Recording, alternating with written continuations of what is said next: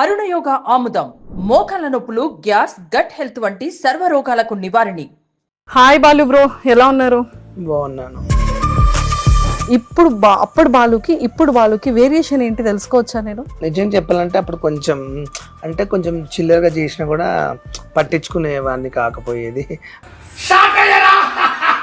నేనే చంద్రముఖి, నువ్వు రారా సత్సకు రారా వెన్నయం పై. హియా ఎలా అప్రోచ్ అయ్యారు? ఒక సాఫ్ట్వేర్ సంపాదించిన డబ్బులు నాకు నెలకు అనిపించింది. మొన్న రీసెంట్ గా హియా లాంచింగ్ అప్పుడేమో నాని గారు గెటప్ వేసాను. Same dance.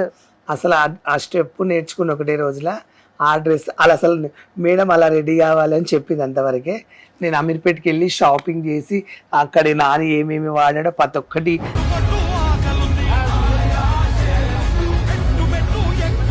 చాలా మంది సెలబ్రిటీస్ ఉంటారు, ఎంతో మంది ఇన్ఫ్లుయెన్సర్స్ ఉంటారు, కానీ ఆ ఆపర్చునిటీ అందరికీ రాదు కదా. అలాంటి ఒక అవకాశం మీకు వచ్చినందుకు ఎలా అనిపించింది? నాకు ఈ అవకాశం వచ్చిందంటే మా మేడం వల్లనే కారణం, లేకుంటే నాకెందుకు. మా మేడం కూడా థ్యాంక్ యూ. నిజంగా ఎక్స్పెక్ట్ చేయలేదు గాయ్స్. నేను కాజల్ రియల్ గా చూస్తాను అనుకోలేదు నా జీవితంలో. పేరెంట్స్ ఎలా ఉంది ఇప్పుడు? పేరెంట్స్ ఎలా చూసుకుంటున్నారు? పేరెంట్స్ అంటే అదేం లేదు, డాడీ చనిపోయాడు.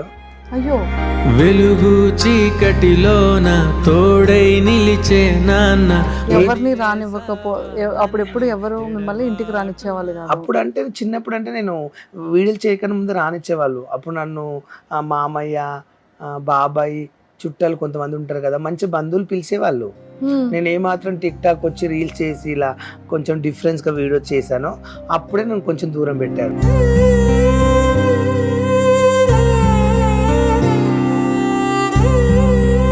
రీసెంట్ గా చూసాను, హేమ గారికి రేవ్ పార్టీ విషయంలో చాలా పెద్ద ఇష్యూ జరిగింది. హేమ గారు కూడా ఈ మధ్య కాలంలో బయటికి తను కూడా ఓపెన్ అప్ అయ్యారు. హేమ గారు ఏంటంటే అక్కడ రైల్ పార్టీకి వెళ్ళింది కరెక్టే. తను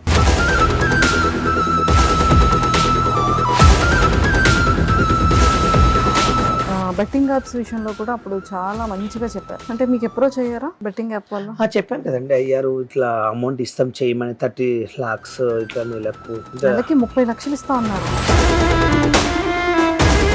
సినిమాల్లో అవకాశాలు వచ్చాయి కదా, ఏ సినిమాలు చేశారు? నేను ఒక 5-6 చేశాను. హాయ్ బాలు బ్రో, ఎలా ఉన్నారు? బాగున్నాను. బాగున్నారా? భయ స్మైల్ ఏది? బాలు అంటేనే ఒక ఎనర్జీ కదా. ఇప్పుడే వచ్చాను కదా అందుకని. సో మొత్తానికి హియా మందికి ఒక బ్రాండ్ అయిపోయారు మీరు. చాలా హ్యాపీగా అనిపిస్తుంది. హ్యాపీ అనిపిస్తుందా? అయితే నాకు చిన్న చిన్న డౌట్స్ ఏంటి తెలుసా? అంటే ఒకప్పుడు బాలు, ఉప్పల్ బాలు అంటే ఉప్పల్ బాలు మీద టిక్ టాక్ దగ్గర నుంచి ఇన్స్టాగ్రామ్ వరకు బయట అందరూ కూడా సేమ్ ఇలా వీడియోస్ చేయడం, అది మంచి వే అనుకోవచ్చు, లేకపోతే వెటకారం వే అనుకోవచ్చు, ఏదైనా సరే. అండ్ కొన్ని రియాలిటీ షోస్లో మీది వాడడం ఇలా ఉండేది కదా. ఇప్పుడు అప్పుడు బాలుకి ఇప్పుడు బాలుకి వేరియేషన్ ఏంటి తెలుసుకోవచ్చా నేను? నిజం చెప్పాలంటే అప్పుడు కొంచెం కొంచెం చిల్లరగా చేసినా కూడా పట్టించుకునేవాడిని కాకపోయేది, ఇంట్రెస్ట్గా అనిపించేది. ఇప్పుడు కొంచెం ఫేమ్ వచ్చిన తర్వాత ఈ బ్రాండ్స్ మంచి ప్రమోషన్ వచ్చినప్పటి నుంచి ఏంటంటే నాకు కొంచెం చిల్లరగా చేయబుద్ది కావట్లే. చాలా డీసెంట్గా కొన్ని అఫీషియల్ వే చేయాలని ఫిక్స్ అయిపోయినా.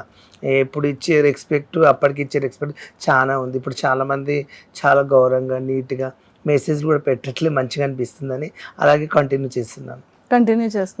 మంచి మంచి ప్రమోషన్స్, మంచి మంచి బ్రాండ్స్ వస్తున్నాయి కదా. ఎస్.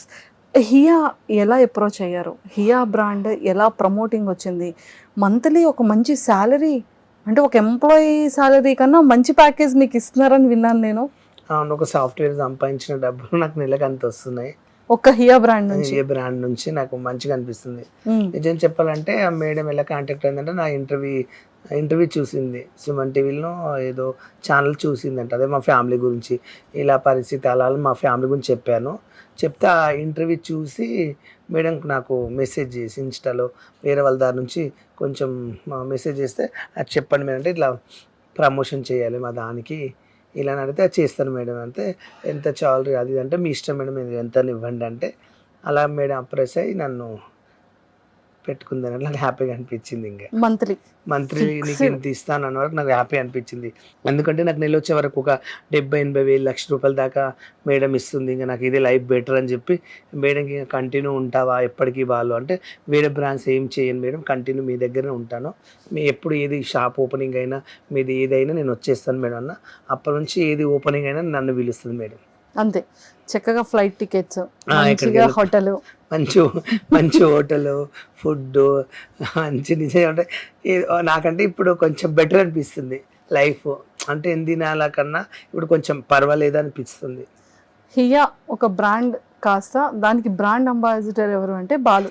ఉప్పల్ ఇప్పుడు నేను ఎక్కడ మార్కెట్లో వెళ్ళినా అందరు ఇయ్యా ఇయ్యా ఇయ్యా అంటున్నారు. మొన్న ఒక వేరే ఈవెంట్కి వెళ్తే కూడా హోలీ ఫంక్షన్కి వెళ్తే కూడా అందరు ఇయ్యా ఇయ్యా గౌతమ్ మేడం ఇయ్యా ఇయ్యా అని అరుస్తున్నారు. మంచిగా బెటర్ అనిపిస్తుంది. Monthly 1 lakh. 1 lakh బాబా ఇదేదో బాగుంది కదా. మంచిగా బ్రాండింగ్. నా అదృష్టం అనుకుంటా మేడం దొరకడం, మేడం నన్ను పిలవడం, నన్ను సెలెక్షన్ చేసుకోవడం, నా వీడియో చూసి పిలవడం నాకు హ్యాపీగా అనిపించింది. సూపర్.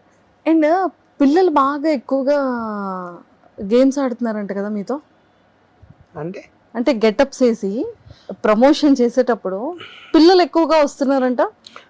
నాకు ఇంకా ఇక నిజం చెప్పాలంటే మా అక్కడ కియా వెళ్ళినాక తర్వాతనే మా మేడమే మొత్తం డిజైనర్. నాకు ఏ డ్రెస్ వేయాలి, ఏ గెటప్, ఏ డ్రెస్సెస్ కూడా చాలా బాగున్నాయి అసలు. ఆ గెటప్స్, ఆ డ్రెస్సెస్ మొన్న రీసెంట్ గా హియా లాంచింగ్ అప్పుడేమో నాని గారు గెటప్ వేసాను.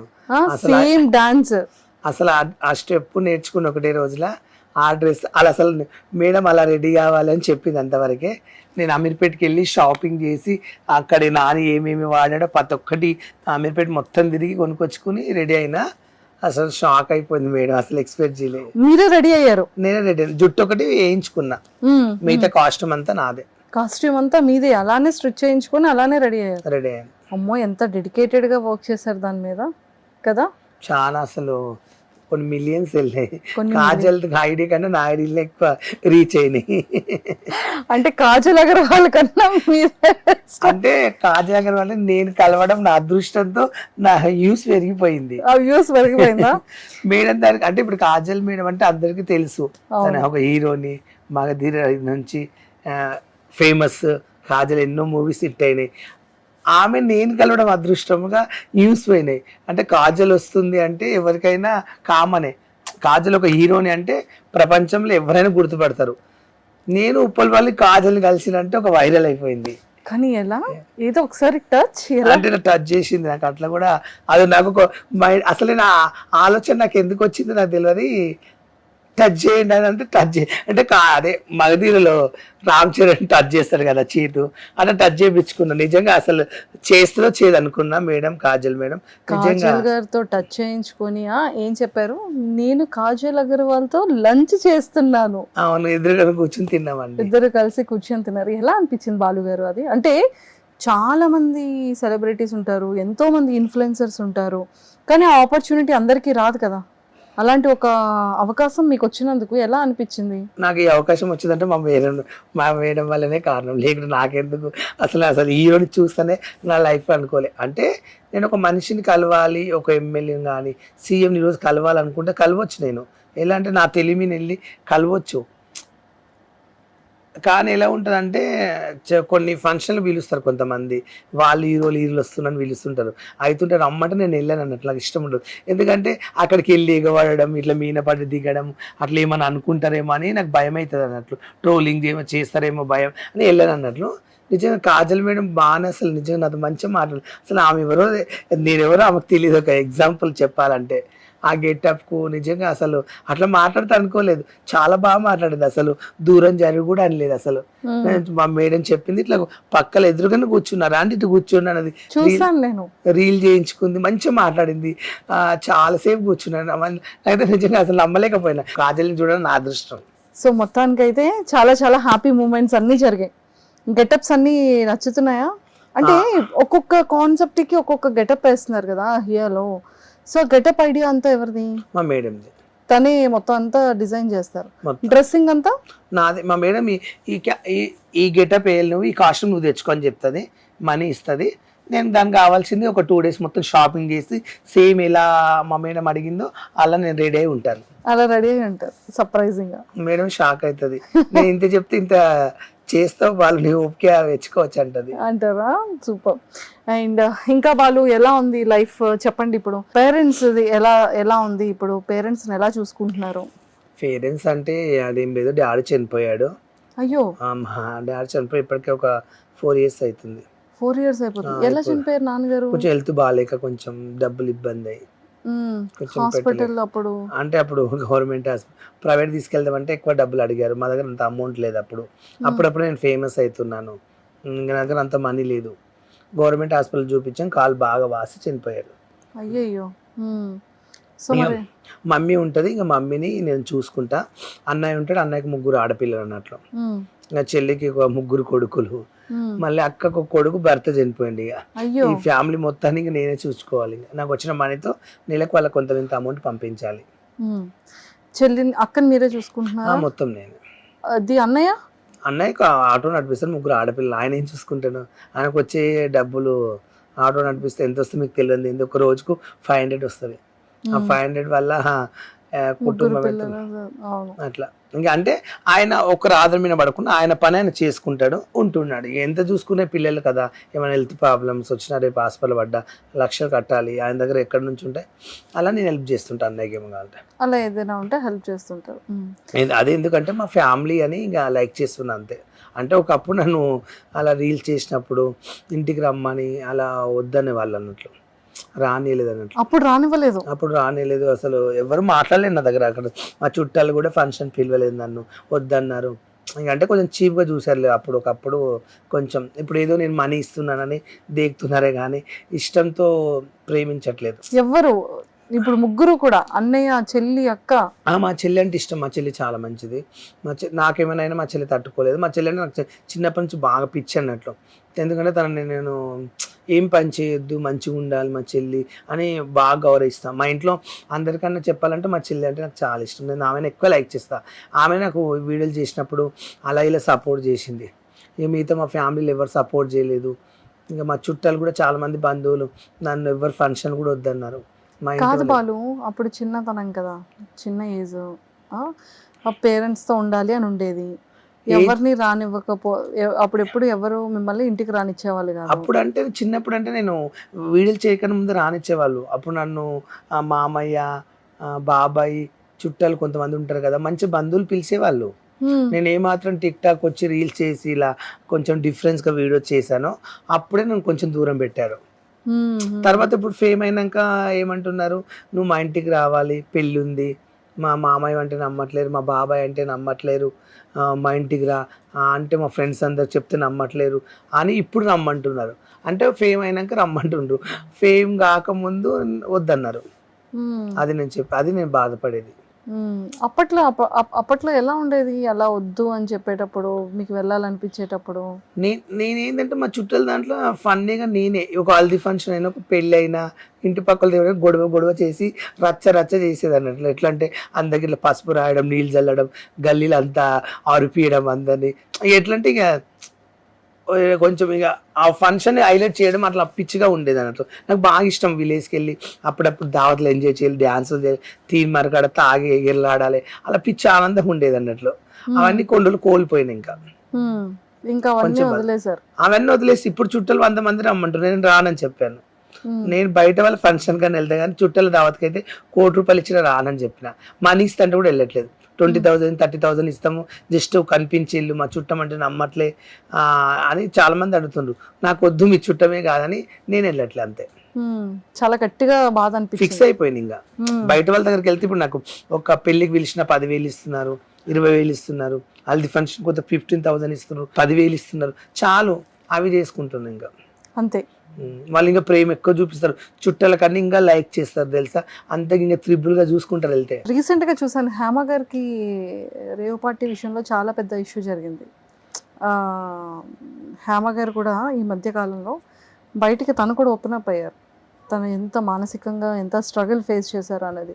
సో దానికి కూడా సపోర్ట్ చేస్తున్నట్టున్నారు.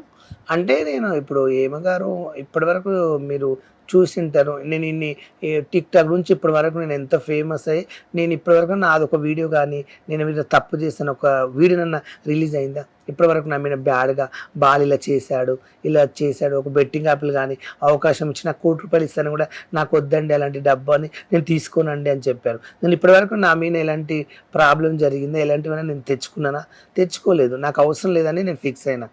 ఎందుకంటే నేను జెన్యున్గా ఉండాలి, ఓన్గా ఒంటరిగానే బతకాలి. ఎక్కడైనా సరే ఇంకా ఆఫీస్ బైక్ వర్క్ చేసుకుంటానని బతుకుతాను, కానీ ఒక దగ్గర దొంగతనం చేయడం, ఒక దగ్గర దోచుకోవడం నాకు అలవాట్లు చిన్నప్పటి నుంచి మా నాయనమ్మ చెప్పి అలానే మేము ఏమగారు ఏంటంటే అక్కడ రైల్ పార్టీకి వెళ్ళింది కరెక్టే, తను అక్కడ డ్రగ్స్ తీసుకున్నదో తీసుకోలేదో తెలియదు. అక్కడ వెళ్ళినప్పుడు ఎవరికైనా పట్టుబడ్డప్పుడు నేను అక్కడ లేను, మా ఫామ్ హౌస్లో ఉన్నాను చెప్పేది కదా, మీరు వీడియో పెట్టారు గుర్తుందా? నేను ఇక్కడ మా ఫామ్ హౌస్లో బిర్యానీ చేస్తున్నాను చెప్పింది. అక్కడ ఉంది అంటే లేదని చెప్పింది, అదొక్కడే అబద్ధం చెప్పింది. తను అక్కడ డ్రగ్స్ తీసుకున్నది ఏంటంటే అక్కడ ఉంది కాబట్టి ఎవరైనా అలా అనుకుంటారు కదా. ఇప్పుడు నేను వెళ్ళాను అక్కడికి, ఉప్పల్ బాల్ అక్కడ కనిపించాడు అంటే అర్థమైంది నేను తాగింటా. ఎగ్జాంపుల్, డ్రగ్స్ తీసుకోలేను, బాగా తాగింటా. నేను ఏం తాగలేను, నేను అసలు వెళ్ళలేను, మా ఫ్రెండ్ పిలిస్తే గేట్ కాడ కార్ పికప్కి వెళ్ళి అంటే బాగుండదు కదండి. అలా తను వెళ్ళింది కాబట్టి అప్పుడు నేను వెళ్ళానని చెప్పాను. బాలు అక్కడ నేను వెళ్ళింది కరెక్టే కానీ డ్రగ్స్ అలాంటివి తీసుకోలేదు, ఇట్లా సో ఓకే అయింది కదంటే కంగ్రాచులేషన్ అక్క అని చెప్పిన. సారీ అక్క, నేను కూడా వీడియో పెట్టాను అప్పుడు. అట్లా తీసుకోకుంటే గ్రేట్ అక్క, నువ్వు ఆడవాళ్ళ కోసం కొట్లాడుతావు కదా, చాలా కంగ్రాచులేషన్ బాలు తమ్మడం మంచిగా మాట్లాడితే నేను కూడా కంగ్రాచులేషన్ చెప్పిన అక్క వీడియోలో. ఫుల్ సపోర్ట్ చేస్తాను అక్క నీకు, ఎలాంటి ఉన్న ఇప్పటి నుంచి అని చెప్పిన. సూపర్. సో బెట్టింగ్ యాప్స్ దగ్గరికి వస్తే, బెట్టింగ్ యాప్స్ విషయంలో కూడా అప్పుడు చాలా మంచిగా చెప్పారు కదా. అంటే మీకు అప్రోచ్ అయ్యారా బెట్టింగ్ యాప్ వాళ్ళు? చెప్పాను కదండి, అయ్యారు ఇట్లా అమౌంట్ ఇస్తాం చేయమని 30 lakhs ఇట్లా నెలకు 30 లక్షలు ఇస్తా ఉన్నారు. నేను చేయనని చెప్పాను. అంటే ఇంట్లో ఏదైనా సిచ్యువేషన్ జరిగి చేయనన్నారా, లేకపోతే ఏ రకంగా మీరు చేయనని ఆ నిర్ణయం తీసుకున్నారు?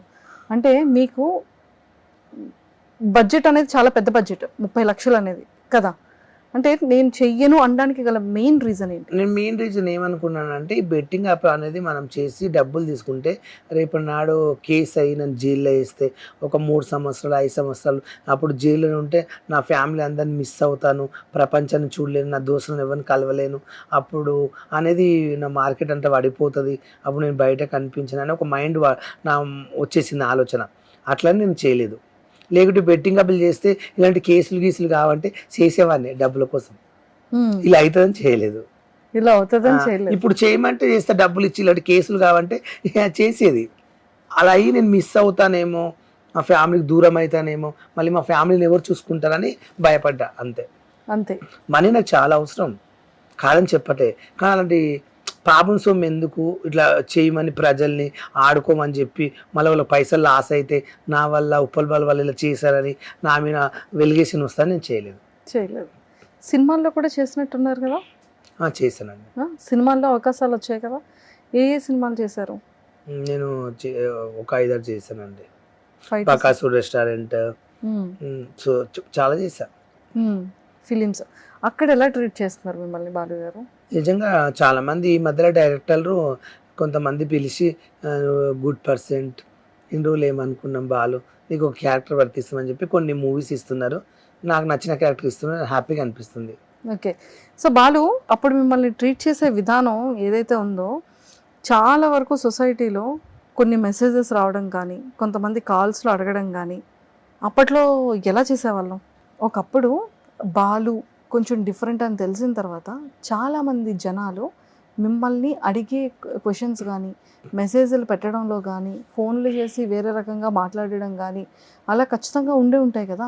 సో అప్పట్లో ఎలా ట్రీట్ చేసేవాళ్ళు? బాలు గురించి తెలిసిన తర్వాత ఇప్పుడు జనాలు ఆ మార్పు ఏంటి అనేది అడుగుతున్నాను. అప్పట్లో ఏంటంటే ఫోన్ చేసి చిల్లరగా మాట్లాడడము, డిఫరెన్స్గా అది ఏంటి అలాంటి ఈ ఈ మధ్యలో మాత్రం నేను ఈ బెట్టింగ్ యాప్లు కానీ నాతో చాలామంది జర్నీ చేసినాక నా విధానం అయిన తర్వాత నాన్ వెజ్ వాళ్ళందరూ నా గురించి చెప్పిన తర్వాత బెట్టింగ్ యాప్లు ఇలా చేయనందుకు జెన్యున్గా ఉంటున్నాం. అప్పటి నుంచి చాలామంది నాకు మంచిగా మెసేజ్లు పెట్టి బాగా రెస్పెక్ట్ ఇస్తున్నారు. నాకు కొంచెం ఇంకా హ్యాపీగా అనిపిస్తుంది. ఇన్ని రోజులు కూడా అలా ఇచ్చింటే బాగుంటుండే కదా, ఇప్పుడన్నా తెలుసుకున్నారు నా బాధ, నా గురించి హ్యాపీగానే సంతోషపడుతున్నా. అంతే, ఏం లేదు. నాకు ఏం లేకున్నా పర్లేదు, డబ్బులు గిప్పులు ఎవరు ఇవ్వకున్నా పర్లేదు, కానీ అందరికి బాగా మంచోడు అంటే చాలానే అనుకున్నా, అలా జరిగింది. ఇది ఈ పాయింట్ అంతా కరెక్టే. అప్పుడు ఆ గలీజ్గా అంటే ఏం మాట్లాడేవాళ్ళు అంటున్నాను. ఇక డిఫరెన్స్గా మీకు తెలిసే ఉంటుంది. ఒరే ఇక లాంగ్వేజ్ కొంచెం తేడాగా డిఫరెన్స్గా అంటే గలీజ్గా ఫోన్ చేసి అత్యాయించడం, టైంపాస్కి మాట్లాడడం, నీ ఫ్యాన్ ఒరే ఉప్పల్ వాళ్ళు ఎక్కడ అట్లా వల్గర్గా ఈ టాకింగ్, ఇక ఆ మాటలు, ఇక ఒరే నేను తిట్టడం, నువ్వు కూడా ఇట్లా తిట్టడం గలీజ్గా. అంటే ఇప్పుడు నాకు అలా మాట్లాడంటే ఇంట్రెస్ట్ పోయింది. ఇంక అసలు ఆ బూతులు అనే పదాన్ని నేను తీసేసారు అసలు. ఇప్పుడు ఒక ఇంటర్వ్యూకి వెళ్ళానంటే నన్ను అఫీషియల్గా అడగండి చెప్తాను అంతవరకు, కానీ బ్యాడ్ క్వశ్చన్లుగా ఇలా అడిగితే నేను ఇంటర్వ్యూలు ఇవ్వనని చెప్పేసిన, ఫిక్స్ అయిపోయి. నేను ఈ మధ్యలో యూట్యూబ్లో కూడా ఎక్కువ కనబడతలేను, నాకు ఇంట్రెస్ట్ లేదు. ఇక నాకు ఎవరైనా అఫీషియల్గా ఇంటర్వ్యూ చేస్తారంటే వస్తాను, డబ్బులు ఇవ్వకుండా పర్లేదు. అంతేగాని పిలిచి నువ్వు తేడానంట కదా, నువ్వు ఎందుకు పెళ్లి చేసుకో, ఎన్ని రోజులు ఒంటరిగా నీకు అని పిచ్చి పిచ్చికో అవన్నీ అయిపోయాయి కదా. అట్లా అడిగే వాళ్ళు ఇప్పుడు కొత్త ఇప్పుడు ఛానల్ పెట్టే వాళ్ళు ఏమంటున్నారు అంటే డబ్బులు ఇస్తాము అప్పట్లాగా చేస్తావా అని అడుగుతున్నారు, ఎక్కువ అమౌంట్ ఇస్తాము. నేను చేయనని చెప్తున్నాను. అప్పుడంటే చేసా, ఇప్పుడు కొంచెం నాకు మెంటల్స్గా కొంచెం ఈ బ్రాండ్ చేయబట్టి మా మేడం ఇలా ఉండాలి, అలా ఇంకా కలిసిన తర్వాత కొంచెం మా ఫ్యామిలీకి కొంచెం మనీ ఇస్తుంది మా మేడం. ఆ బ్రాండ్కు మంచిగా నేను బ్రాండ్ అంబాసిడర్ లాగా ఆ హోటల్కి వెళ్ళడం, అంత మంచి వాళ్ళని కలుస్తాను, అంతమంది నాకు మా మేడం గౌతమ్ మేడం అంత రెస్పెక్ట్ ఇస్తుంది. మా మేడం నాకు మీ ఇంట్లో ఏమైనా ప్రాబ్లం ఉంటే చెప్పు, డబ్బులు పంపిస్తాను, మీ అమ్మ కానీ మీ అన్నయ్య కానీ ఏమైనా అయితే చెప్పు బాలు, నేను మనీ పంపిస్తాను, నీకు సాలరీ కూడా వద్దు, నా ఓన్గా కూడా నీకు కావాలంటే ఇస్తా అంటుంది. అంత ఇస్తా అన్నప్పుడు నేను చెడిగా ఎందుకు వెళ్ళాలి అని ఒక డిసైడ్ చేసుకుని చేయట్లేదు. అది main. Very good, very good, very good. So అప్పుడు ఉప్పల్ బాలు వేరు, ఇప్పుడు బాలు వేరు కదా. అంటే ఇప్పుడు నేను అరవాలంటే మీ దగ్గర నేను గట్టి అరకుంటేనా, గట్టిగా మాట్లాడేవాడిని కదా. ఎంత కూల్గా మాట్లాడుతున్నా అంటే నేను అన్ని డిసైడ్ చేసుకుని కూల్ అయిపోయాను. బాగుంది కదా ఇప్పుడు ఈ లైఫ్ బెటర్ అనిపిస్తుంది నాకు, ఈ లైఫ్ బాగుంది, ఇలాగే ఉండాలనుకుంటున్నా, ఫిక్స్ అయిన ఇంకంతే. సూపర్. అండ్ ఇంకా ఎక్కడెక్కడ షాపింగ్ చేస్తుంటారు బాలు మీరు?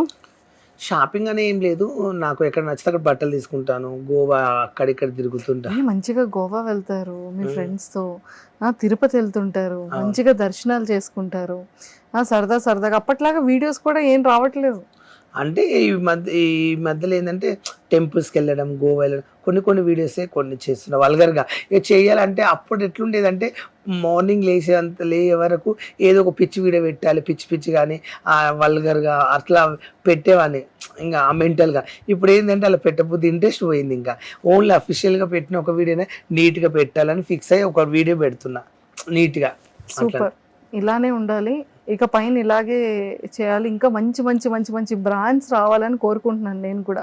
నాకైతే నిజంగా చాలా ఫైన్ గుడ్. ఇప్పుడైతే లైఫ్ బెటరే, ఇంకా మా మేడం ఉంది కాబట్టి ఉన్నంత వరకు నాకు టెన్షన్ ఏం లేదు. ఇంకా ఇల్లు ఎప్పుడు కొనుక్కుంటున్నారు బాలు మీరు? ఒక 2 yearsలో ఇల్లు కొనుక్కుంటా, హైదరాబాద్ మంచిది. హైదరాబాద్లో మంచిది కొనుక్కుంటారు. సో అమ్మని మీ దగ్గరే ఉంచారా లేకపోతే ఊర్లో ఉన్నారా? మమ్మీ ఎప్పటికీ రాదు, కానీ ఇంకా ఇల్లు కొనుక్కుంటే ఒకవేళ మా చెల్లిని మా ఇంట్లో పెట్టుకుని మా మమ్మీని తెచ్చుకుంటా. అప్పుడు చెల్లిని ఇంట్లో పెట్టేసుకొని మమ్మీ. అబ్బా, చెల్లి అంటే ఎంత ఇష్టం కదా. చాలా ఎవ్రీ ఇయర్ రాఖీ కడతారా మీకు? ఎందుకంటే మా చెల్లి ఇక్కడ ఎల్బినల్ ఉంటుంది. ఇక్కడే ఉంటారా? ఎల్బినల్ ఉంటుంది, రాఖీ కడతారు. మరి మీరు ఏమి ఇస్తారు చెల్లికి గిఫ్ట్? ఆమె మొత్తం మెయింటెనెన్స్, ఆమెకి ఇప్పుడు ₹1,00,000 కావాలి అమ్మి అంటే కూడా తెచ్చిస్తాను. రాఖీ కడితే ఇది ఇవ్వాలని ఉండదు, ఆమె ఇచ్చిన ఏం తీసుకోదు. ఏమైనా అవసరం ఉంటే ఇది కావాలి అన్నయ్య అని అడుగుతుంది, ఇది ఏమైనా కావాలి ఇప్పుడు డబ్బులు ఏమైనా పంపించాలా అంటే నాకు ఎందుకు అవసరం ఉంటే అడుగుతుంటుంది. అడుగుతాను, నా ఇష్టం ఉన్నప్పుడు నేను ఈ పిల్లలకు కానీ ఆమె కానీ ఏమైనా కొనియాలంటే వెళ్ళి ఇప్పించేసి పోయినప్పుడు ఇంత అమౌంట్ ఇచ్చేసి వస్తాను. అంతే. చెల్లికి మీకు ఒక బెస్ట్ మెమరబుల్ మూమెంట్ ఏంటి? మా చెల్లికి నా మెమరీ బాగా అంటే, మా చెల్లికి పెళ్ళైన తర్వాత ఒక 5 years వరకు పిల్లలు కాలేకపోయారు అన్నట్లు. కాకుంటే అప్పుడు కొంచెం హెల్త్ ప్రాబ్లం అయ్యి, అదే ఏమంటారు మీకు ఎలా బుగ్గలు అంటారు, అంటే ప్రెగ్నెంట్ వచ్చిపోతుంటుంది అన్నట్టు. దాన్ని అప్పుడు బుగ్గలు వస్తాయి అన్నట్లు, కడుపులో వచ్చి ప్రెగ్నెంట్ అనేది ఆగకుండా వెళ్ళిపోతుంటుంది అన్నట్లు. అది అప్పుడు ఒక్కొక్క టాబ్లెట్ 100 రూపాయలు, 200, 1000 రూపాయల టాబ్లెట్ ఉండే.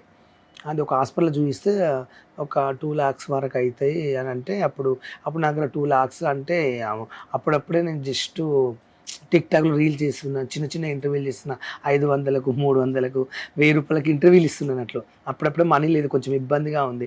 కొంచెం ఆసార్త నాకు తెలిసిన కొంతమంది బావోళ్ళు, నేను పనిచేసే వాళ్ళని కొంచెం మందిని అడుక్కున్న తర్వాత ఇస్తాను బావ కొంచెం హెల్ప్ చేయను అని అలా చేసి అప్పుడు హాస్పిటల్ చూపిస్తే మా చెల్లికి కొంచెం ఇప్పుడు 3 కొడుకులు పుట్టారు.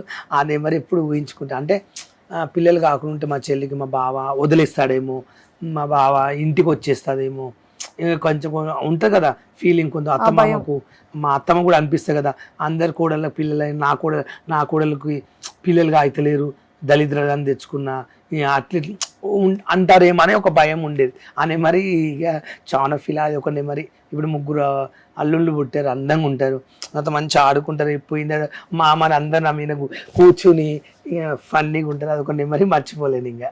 సూపర్. కానీ కోరికలు ఏంటి బాలు? ఎప్పటికైనా నాది ఇలాంటి కోరిక నెరవేరాలి అని అనుకున్న మీ కోరికలు ఏంటి? నా లైఫ్ గోల్ అంటే ఏం లేదు, ఒక బిగ్ బాస్కి వెళ్ళాలని ఒక కోరిక ఉండే. చచ్చేదాకైనా బిగ్ బాస్లో కనిపించాలి ప్రజలకు అన్నది ఒకటి ఉంది. హైదరాబాద్లో ఒక విల్ల కొనుక్కొని నా బెస్ట్ ఫ్రెండ్స్, నాకు కొంతమంది కావాల్సిన వాళ్ళని ఇంకా ఎంజాయ్ చేయాలంట. నా లైఫ్లో ఇప్పుడు నాతో ఉండే ప్రజెంట్గా మా బావలు కొంతమంది నా లైఫ్గా అంటే క్లోజ్గా నన్ను అర్థం చేసుకుని బాలు గుడ్ పర్సెంట్ అని నన్ను హిందీలో ఎవరు ఆదరించిండ్రో వాళ్ళకి ఎప్పటికైనా నేను సహాయపడి ఉంటాను.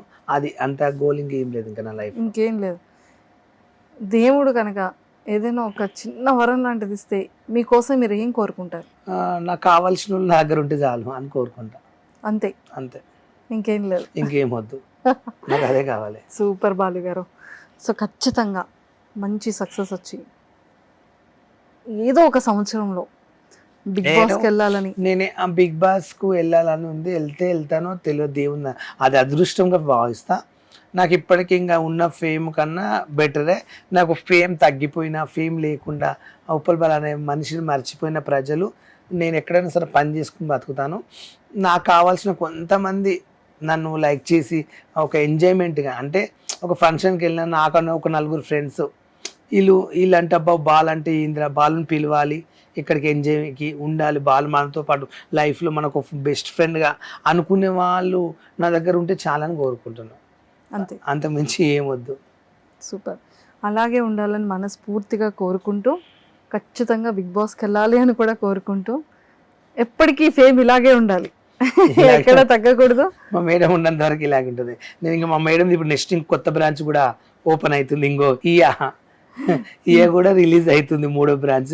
దానికి కూడా నేనే వెళ్ళాలి. మళ్ళీ ఇంకా ఏ హీరోయిన్ వస్తుందో తెలియదు. ఇంకా అప్పుడు మళ్ళీ రచ్చ చేయాలి. అంతే, ఇంకో హీరోయిన్ కోసం నెక్స్ట్ మంత్ అనుకుంటా రిలీజ్. Next month. బా సూపర్. సో అలాగే ఎప్పటికీ మంచి సక్సెస్లో ఉంటూ, ఇంకా మంచి పేరుని తెచ్చుకుంటూ, మీకు కావాల్సిన వాళ్ళు ఎప్పుడు మీతోనే ఉంటూ, ఒక ఇల్లు, అలాగే బిగ్ బాస్ కోరిక 2 నెరవేరాలని మనస్ఫూర్తిగా మా సుమన్ టీవీ వ్యూవర్స్ తరపు నుంచి కోరుకుంటున్నాను. నిజంగా చెప్పాలంటే చాలా మందికి ఎవరికైనా పని లేకుంటే, పేదవాళ్ళు ఎవరైనా ఉంటే, ఇబ్బందులు ఎవరైనా పడతారంటే మా మేడంని అప్రోచ్ అయ్యి హోటల్లో ఏమైనా జాబ్ కావాలంటే కూడా మీకు పెట్టిస్తుంది. చాలా మంచిది. దయచేసి మీకు ఎవరికైనా, మాకు కూడా పరిస్థితి బాగాలేదు బాలు, హోటల్ ఏదైనా పని అవకాశం ఇస్తే మీ మేడం దగ్గర ఏదైనా పని చేస్తాను అంటే కంపల్సరీ మా మేడం చెప్తాను. ఎవరైనా సరే జాబ్ లేదు, మా పరిస్థితి బాగాలేదంటే ఎవరైనా అడగండి అని మనస్ఫూర్తిగా కోరుకుంటున్నా. దానికి బాలు గారికి ఇన్స్టాలో చక్కగా మెసేజ్ చేయండి, నేను ఏదైనా జాబ్ ఇప్పిస్తాను. అంతే. Super. Thank you Balu garu, thank you so much. Bye. Bye.